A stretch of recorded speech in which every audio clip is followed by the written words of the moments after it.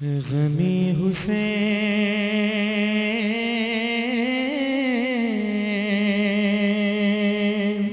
بسم اللہ الرحمن الرحیم۔ تمام تعریفیں اللہ کے لیے، درود اور سلام محمد اور آل محمد کے لیے۔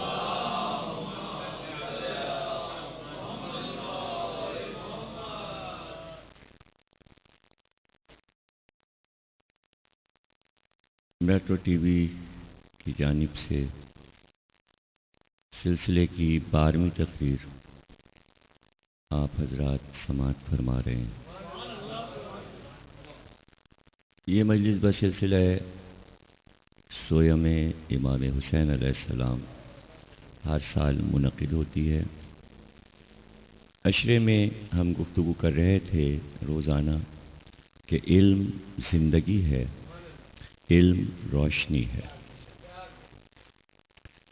علم اپنے آپ سے محبت کرواتا ہے، اور جسے علم سے محبت ہو جائے ظاہر ہے کہ پھر علم والے سے بھی محبت ہو جائے گی۔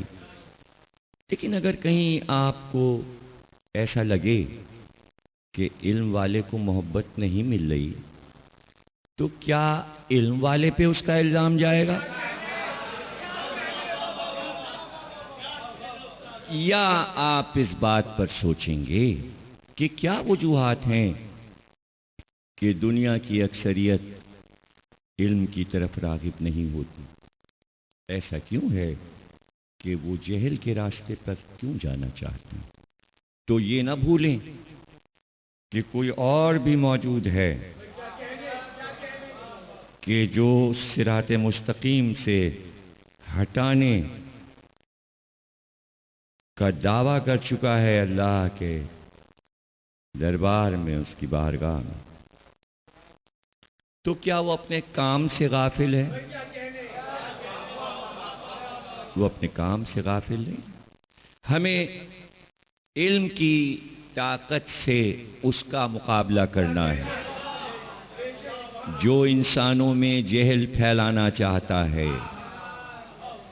اس لیے ضروری ہے کہ وہ چھپ چھپ کر اگر وار کرتا ہے، علم سیکھنے والے کے پاس آتا ہے کہ اسے راستے سے ہٹا دے، تو پھر اس کی طرف راغب ہو جاؤ جو علم مجسم ہے، جو اپنے پیکر میں پورا علم تھا۔ سرکار رسالت مجسم علم تھے، اور سرکار نے یہ چاہا کہ ہم ایسے شاہکار چھوڑ کر جائیں کہ جب بھی انہیں دیکھیں تو ہماری سیرت، ہمارا کردار، ہماری حیات طیبہ ان کو یاد آ جائے۔ تو ختمی مرتبت نے ایسے شاہکار بنائے، ایسے شاہکار امت کے سامنے، عالم انسانیت کے سامنے پیش کیے۔ اور علم، ایجوکیشن، تعلیم کے اصولوں میں یہ بات بڑے بڑے فلسفیوں نے لکھی ہے کہ وہ جو علم پھیلا رہا ہو، جو علم کا درس دے رہا ہو، اس کے لیے ضروری ہے کہ اس کے گھر کا ہر فرد صاحب علم ہو۔ یہ شرط ہے، یہ شرط ہے۔ دیکھیے، وہ بچہ جلدی راغب ہوتا ہے علم کی طرف جس کی ماں اور باپ دونوں تعلیم یافتہ ہوں۔ اور یہ تو محاورہ ہمارے یہاں استعمال ہوتا ہے کہ جہاں علم کا ماحول ملے گا، بچہ اس ماحول میں علم کی طرف راغب ہوگا۔ اسی لیے یونیورسٹیز، کالجز، اسکول آبادیوں سے دور بنائے جاتے ہیں تاکہ طالب علم جو بچپن سے علم سیکھ رہا ہے، اسے جوانی کی طرف جانا ہے اور اپنے علم کو شباب تک لے جانا ہے، تو وہ بازاروں میں نہ کھو جائے، وہ عیش و عشرت میں مگن نہ ہو جائے۔ اس لیے پوری دنیا کا دستور ہے کہ بڑی بڑی یونیورسٹیز آپ چلے جائیں تو بہت دور شہر سے ایک خوبصورت کسی پرفضا مقام پر کہ جہاں اچھے درخت بھی لگے ہوں، فضا بھی اچھی ہو، کلاسز اچھی ہو رہی ہوں، کلاس روم اچھے بنے ہوں، فرنیچر اچھا ہو، انہیں اچھی کتابیں ملیں، انہیں اچھی کاپیاں ملیں، اچھے قلم اور پینسل ملیں تاکہ پڑھنے میں دل لگے۔ دیکھیے پھوڑ پنے سے اگر علم سکھایا جائے گا، ٹوٹے پھوٹے اسکول، کلاس روم کی کھڑکیاں ٹوٹی ہوئی، دیواروں پہ نقش و نگار الٹے سیدھے بنے ہوئے، دروازہ ٹوٹا ہوا، اور جو اسکول کا لان ہے اس میں خاک اڑ رہی ہے، نہ گھاس ہے، نہ درخت ہیں، نہ پودے ہیں، گندے لباس میں ٹیچر آ رہے ہیں، صاف ستھرا لباس نہیں ہے، سفید لباس نہیں ہے، ٹریننگ کے بغیر آ گئے ہیں، بتا نہیں پا رہے طالب علم کو کہ جس علم کو سکھا رہے ہیں اس میں ناقص ہیں، اس لیے کہ ٹریننگ سینٹر کے کالج بھی تو نہیں ہیں۔ دیکھیے جو علم سکھائے گا اسے بھی ٹریننگ لینا ضروری ہے کہ وہ علم کیسے منتقل کرے گا، اس لیے رسول اللہ نے علی کو تیار کیا۔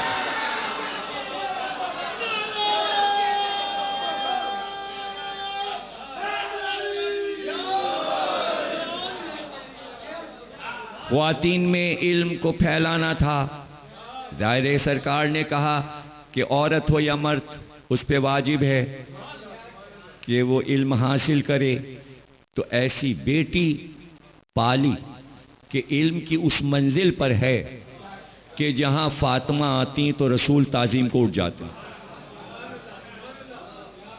یہ تعظیم کس چیز کی ہے؟ باپ بیٹی کی تعظیم نہیں کرتا، یہ پیشانی پہ جو نور علم ہے یہ علم کی تعظیم تھی، یہ علم کی تعظیم، اور یہ ایک علم بنا دیا کہ اسلام میں عورت کا احترام کیا ہے۔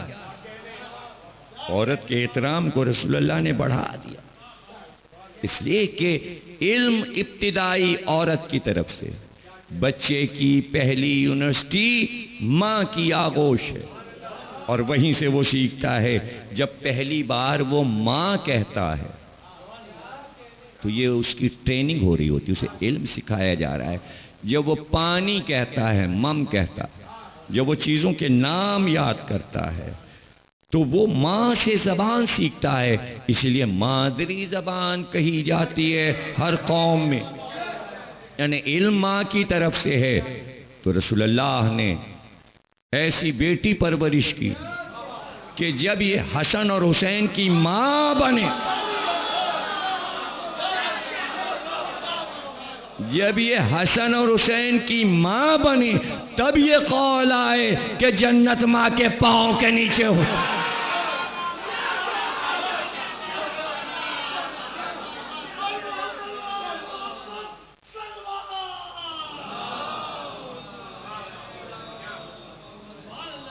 تو کیوں ضروری ہے کہ جو علم سکھائے اس کا گھرانہ بھی علم سے آراستہ ہو، وہ سب کے سب اپنے مقام پر عالم ہوں، اپنی جگہ پر عالم ہوں۔ یہ اس لیے کہ جب وہ مجمع میں ان سے گفتگو کرے، ایسا کرو ایسا کرو، یہ برا ہے یہ اچھا ہے، یہ چھوڑ دو اسے ترک کر دو، فلاں چیزیں علم کے لیے دشمن ہیں اسے چھوڑ دو، یہ نہ اپنانا یہ نہ اپنانا، تو کہیں ایسا نہ ہو کہ مجمع سے کوئی پلٹ کر کہے اپنے گھر کی تو خبر لیجئے،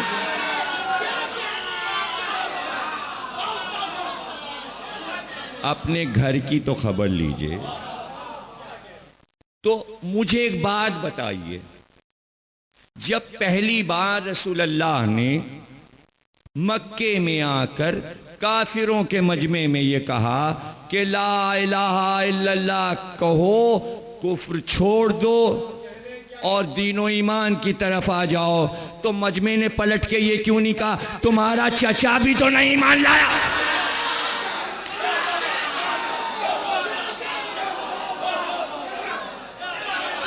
وہ ابو طالب کو تم نے کیوں نہیں کلمہ پڑھوایا؟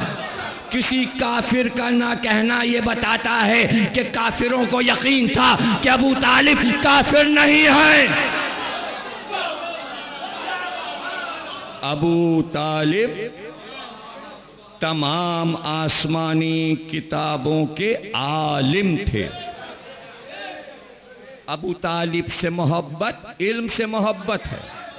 ابو طالب کو توریت، انجیل، زبور، حفظ، تمام انبیاء کے صحف، صحیفے ابو طالب کو یاد تھے۔ ابو طالب نثار، بہترین نثر نگار بھی تھے۔ جب خط لکھتے تھے بادشاہ روم کے پاس خط جاتا تھا تو کافی دیر تک خط پڑھ کر جھومتا تھا اس کی عبارت۔ جب نجاشی کو ابو طالب نے خط لکھا جو حبش کا بادشاہ تھا، اور جب جعفر طیار ابو طالب کے بیٹے گئے ہیں حبش، اور جب خط پہنچا ہے تو وہ خط پڑھ کر خوش ہو گیا۔ ابو طالب کی عبارت جس میں ابو طالب نے لکھا تھا کہ یہ کچھ ایماندار تمہاری طرف آ رہے ہیں جنہوں نے میرے بھتیجے کا دین قبول کیا ہے، امید ہے کہ تم ان کو پناہ دو گے۔ تو کیوں لکھا ابو طالب نے یہ؟ مسلمانوں کے لیے کہ ان کی مدد کرو۔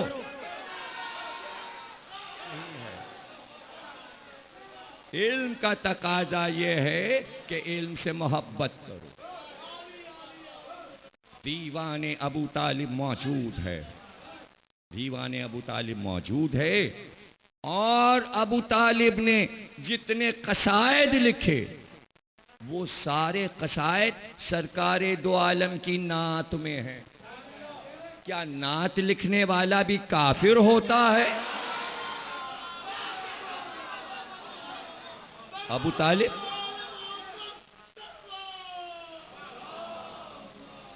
نعت نگاری کے بانی ہیں۔ جس کے شان کے شعر کہے محمد تمہارا چہرہ دیکھ کر ابر آتا ہے اور جھمجھما کے پانی مکے کی زمین پہ برستا ہے۔ اے محمد تم پر وہی صحیفہ اترا ہے، وہی ملک آیا ہے جیسے موسیٰ پہ فرشتہ آیا تھا آسمانی خبر لے کر۔ وہی پہ یقین، کتاب پہ یقین، محمد کی نبوت پہ یقین، توحید پہ یقین، اللہ پہ یقین۔ کلمہ کسے کہتے ہیں؟ کلمہ کسے کہتے ہیں؟ یعنی کلمے میں جتنا علم ہے وہ سب ابو طالب نے دنیا کو عطا کیا۔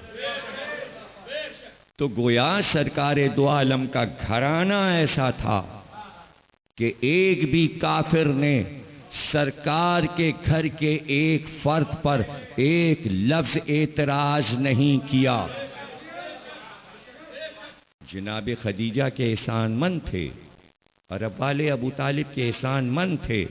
سرکار نے علم کے خزانے لٹا دیے، اور میں سمجھتا ہوں کسی بھی پیغمبر نے زندگی کے ہر پہلو پر اتنا نہیں کہا ہوگا جتنا سرکار دو عالم نے علم کی شکل میں۔ اسے ہم علم حدیث کہتے ہیں، علم حدیث کہتے ہیں، اور وہ علم حدیث آج موجود ہے مسلمانوں کے پاس حدیثوں کی کتاب کی صورت میں۔ لیکن ایسا نہیں کہ حدیثیں ہزاروں لاکھوں سرکار دے کر چلے جائیں، نہیں، کردار بھی بنائے، سیرتیں بنائیں، تاکہ جب حدیث پڑھنا تو ایسا نہ ہو کہ شک میں پڑ جاؤ اور حدیث پہ یقین نہ آئے تو مجسم حدیث حسن اور حسین کی شکل میں دیکھ، حسن اور حسین کی شکل میں دیکھ۔ سرکار منبر پہ تشریف فرمائے، تمام مسلمانوں کے مورخین نے لکھا، اور حسین مسجد نبوی میں داخل ہوئے، 4-5 سال کی عمر، آتے میں دامن میں پیر الجھا، قبا میں دامن قبا میں پیر الجھا، اور سرکار خطبہ دے رہے ہیں ممبر پہ اور مجمع بیٹھا ہوا. نظر گئی حسین کی طرف، دیکھا گرنے والے ہیں، خطبے کو روکا، ممبر سے اترے، دوڑ کر گئے اور حسین کو گود میں اٹھا لیا اور گود میں لے کر ممبر پہ آ گئے، پاس بٹھا لیا اور خطبہ جاری. لوگوں نے بعد میں پوچھا کہ آپ نے خطبے کو موقوف کیا اور حسین کو اٹھا لیا، تو آپ نے فرمایا کہ میں جو کچھ بیان کر رہا تھا وہ حدیث تھی اور جو گر رہا تھا وہ قرآن تھا.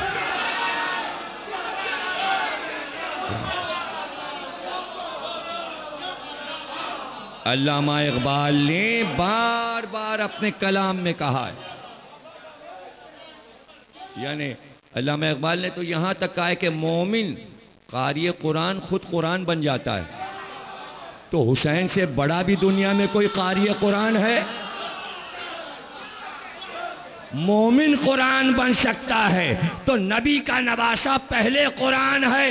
محمد بھی قرآن، حسین بھی قرآن. جب نبی نماز پڑھ رہے تھے، حسین پشت پہ آ گئے سجدے میں، تو قرآن پہ قرآن رکھ سکتے ہیں. قرآن پہ قرآن، قرآن پہ کوئی چیز رکھ نہیں سکتے. بے ادبی ہے، گناہ ہے. قرآن سے اوپر کوئی کتاب نہیں رکھ سکتے، قرآن سے اوپر کوئی چیز رکھ نہیں سکتے. لیکن اگر قرآن پہ قرآن رکھ دیں تو کوئی حرج نہیں، کوئی حرج نہیں. اس لیے کاندھے پر حسن اور حسین کو بٹھا کر بتایا کہ اگر میں مجسم قرآن ہوں تو یہ بچے بھی اسی قرآن کے پارے ہیں، بلکہ مجسم قرآن ہے. اسی لیے میر انیس نے کہا قرآن رہلے زیں سے سرے فرش گر پڑا، دیوار کعبہ بیٹھ گئی عرش گر پڑا. حسین نہیں گرے تھے گھوڑے سے، ذوالجناح سے ڈگمگا کر حسین نہیں گرے تھے، بلکہ قرآن گرا تھا. کعبے کی دیوار گر گئی تھی، زمین پہ عرش گر گیا تھا. حسین کی شہادت سے بڑھ کر کائنات میں کس کی شہادت ہے؟ اور یہ سب کچھ ظاہر ہے کہ ہم صدیوں سے پڑھ رہے ہیں اور سن رہے ہیں، اور یہ سب علم ہے. حسین کے بارے میں جاننا علم ہے. کیا انصاف سوال نہیں کرتا رہے گا تاریخوں سے کہ حسین ابن رسول اللہ کہے جاتے تھے، فرزند محمد تھے، اور جو لشکر آیا تھا وہ سب کلمہ گو تھے، مسلمان تھے. کتنی عجیب بات ہے کہ 11 محرم کو مقتل کی طرف سے جب بیٹا قیدی بن کر چلا، جب حسین کے گھر کی بیویاں قیدی بنا کر لے جائی جانے لگیں، تو اپنے آپ سے گفتگو تھی سید سجاد کی. پھوپھی کی نظر گئی، جناب زینب نے بھتیجے کی طرف دیکھا، یہ 11 محرم ہے، گھر لٹ چکا، خیمے جل چکے، تو بے اختیار بھائی کی لاش کی طرف سے جناب زینب کی توجہ ہٹ گئی اور بھتیجے کے چہرے کو دیکھا، زرد ہو رہا تھا رنگ چہرے کا، رنگ متغیر تھا. گھبرا گئی، کہا بیٹا اپنے آپ کو سنبھالو، اتنا چہرہ تمہارا متغیر کیوں ہو گیا؟ کہا پھوپھی اماں یہ دیکھ کر میں حیران ہوں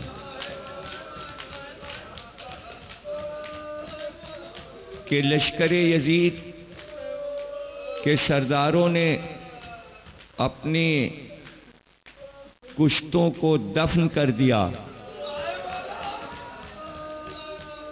اور میرے بابا کی لاش صحرا میں پڑی ہے. نبی کے نواسے کو دفن کرنے والا کوئی نہیں. اللہ اکبر. ہمارا سلام ہو جناب زینب کبریٰ علی کی بیٹی رسول اللہ کی نواسی پر کہ بے اختیار کا سید سجاد پریشان نہ ہو. میں تمہیں حدیث ام ایمن سناتی ہوں.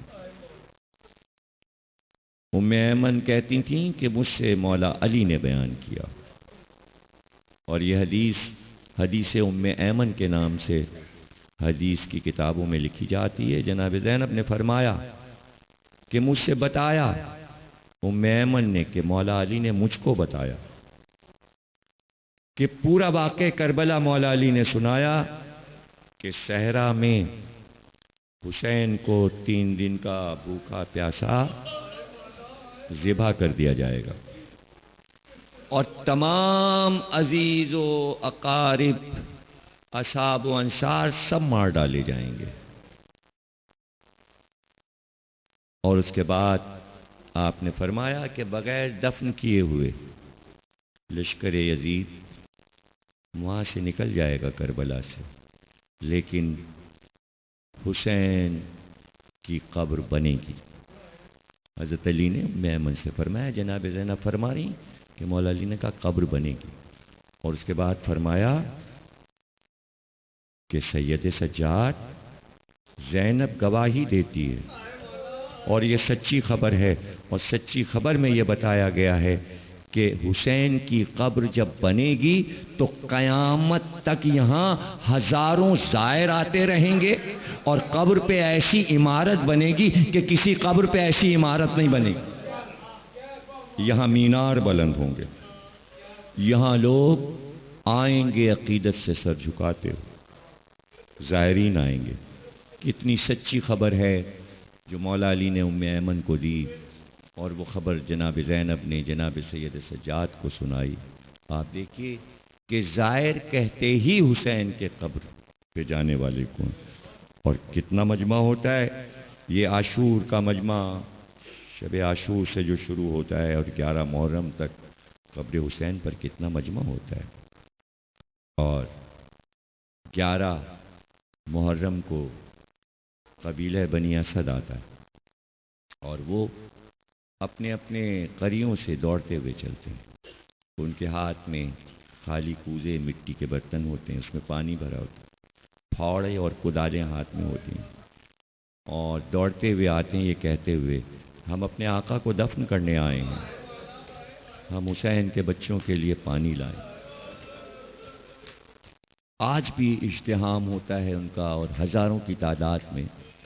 اور وہی زمین کربلا کے مالک ہیں قبیلہ بنی اسد والے، اس لیے کہ امام حسین نے زمین خرید کر ان کے نام لکھ دی تھی، ان کو ہبہ کر دیا تھا، بینامہ انہی کے نام لکھ دیا تھا. تو وہی متولی بھی کہلاتے ہیں زمین کربلا کے. یہ کون ہے بنی اسد؟ میں شروع کی تقریروں میں آپ کو بتا چکا کہ جب حسین کربلا آئے تو یہی قبیلہ جو وہاں آباد تھا حسین کی زیارت کرنے آیا تھا، اور اسی کو وصیت کی تھی امام حسین نے کہ ہماری قبریں بنا دینا، ہماری قبریں بنا دینا.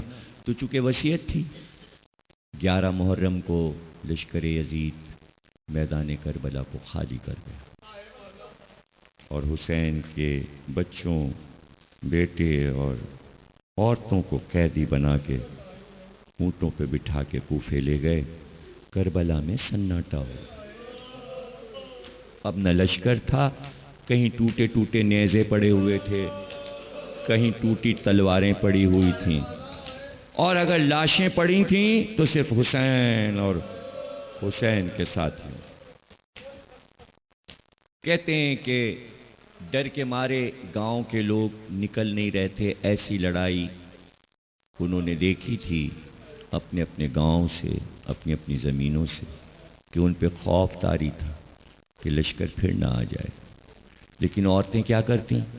انہیں تو پانی کی ضرورت تھی، وہ اپنے پانی کے برتن لے کر فرات پر پانی بھرنے گئیں، لیکن فرات تک گئیں نہیں، آدھے راستے سے واپس آ گئیں، اور واپس آ کر اپنے مردوں سے انہوں نے کہا کہ یہ چادریں تم اوڑھ لو اور گھر میں بیٹھو۔ پتہ ہے رسول اللہ کا بیٹا فاطمہ کا نور نظر بے گور و کفن صحرا میں پڑا، صحرا میں پڑا۔ ارے جاؤ، لشکر چلا گیا، کیا تمہیں وصیت نہیں کی تھی آقا حسین نے کہ قبر بنانا؟ ڈرتے ہوئے بنی اسد باہر نکلے، ساتھ میں وہ پھاوڑے اور کدالیں بھی لائے تاکہ قبریں کھودیں۔ قبریں کھودنا شروع کیں، لیکن جب دفن کرنے کا ارادہ کیا تو بنی اسد بہت پریشان ہوئے اور ایک دوسرے سے کہنے لگے کہ تمام لاشوں کے سر تو کاٹ کے لے گئے، ہم تو پہچانتے بھی نہیں کہ اس میں حسین کے بیٹے کی لاش کون سی ہے، حسین کے بھائیوں کی لاش کون سی ہے، بھانجوں اور بھتیجوں کی لاش، سر ہی تو پہچان ہوتا ہے۔ قبر بنا کے ہم کیا بتائیں گے کہ یہ قبر کس کی بنا؟ لاشوں کے درمیان بنی اسد حیران و پریشان کھڑے ہوئے کہ دور سے گرد اڑی، ایسا لگا کہ کوئی سوار آ رہا۔ چھپ گئے دوڑ کر کے، شاید پھر لشکر یزید کے کچھ لوگ واپس آ رہے ہیں۔ ڈر گئے، چھپ کر پھر انہوں نے دیکھا کہ ایک سوار، ایک نوجوان گھوڑے پہ سوار آیا اور لاشوں کے قریب اس نے گھوڑے کو روکا اور چاروں طرف اس نے لاشوں کو دیکھنا شروع کیا اور ایک ایک لاش سے لپٹ کے روتا۔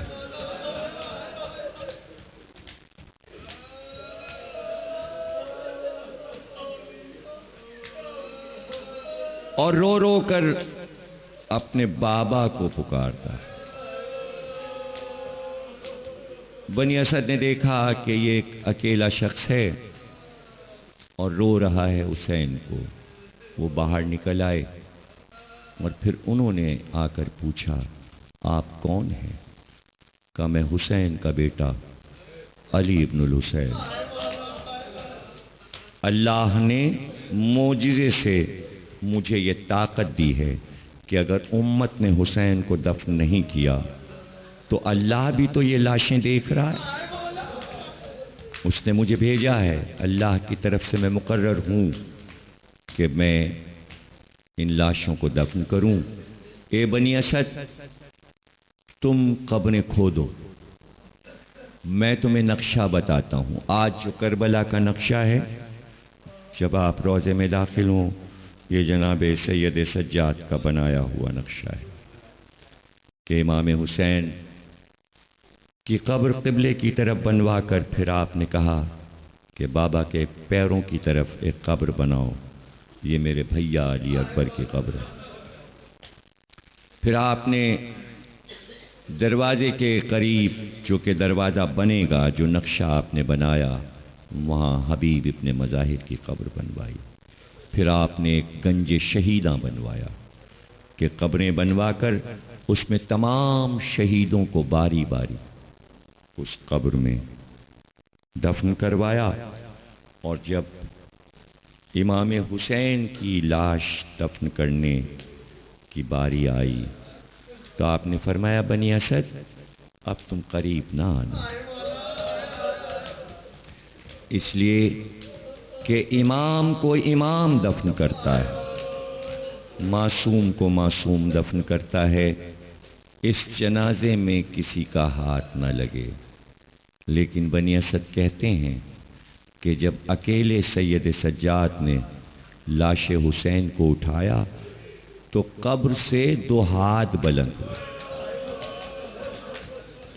اور آواز آئی، سید سجاد میں حسین کا نانا محمد ہوں، لاؤ حسین کی لاش میرے ہاتھوں پہ رکھ دو۔ گویا تعزیت کے لیے رسول اللہ کربلا میں موجود۔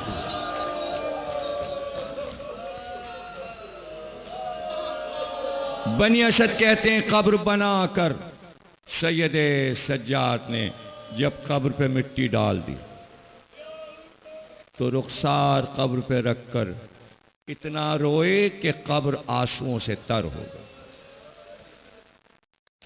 آنسوؤں سے تر ہو گئی، اور دور تک سید سجاد کے رونے کی صدا جا رہی، اور رو رو کر یہی کہتے بابا آپ کو 3 دن بھوکا پیاسا رکھا، بابا آپ کے جوانوں کو آپ کی آنکھوں کے سامنے مارا گیا، آپ کو رلا رلا کے مارا گیا،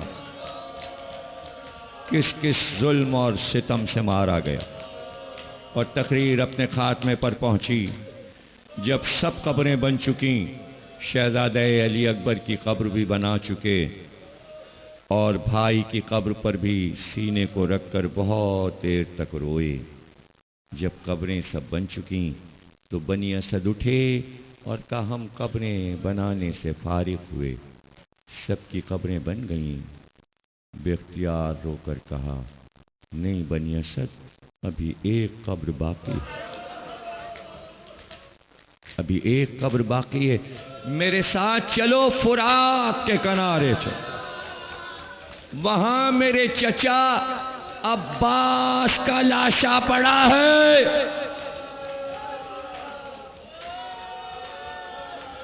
فرات کے کنارے عباس کی قبر بنی، اور آج بھی روضہ وہی فرات کے کنارے ہے۔ فرات قریب ہے جہاں عباس کا پرچم لہرا رہا ہے۔ سید سجاد نے عباس کی قبر کو دیکھا، عباس کے لاشے کو اٹھا کر قبر میں اترے اور پھر پکار کر کہا بنی اسد ذرا دور ہٹو، مجھے اپنے چچا سے کچھ باتیں کرنا ہے، اور ایک بار اپنے آپ کو گرایا، عباس کے سینے پر سر رکھ کر آواز دی چچا اگر آپ کے شانے نہ کاٹے جاتے تو پھوپھی اماں کے بازوؤں میں کبھی رسی نہ باندھی جاتی، سکینہ کے گلے میں رسی نہ۔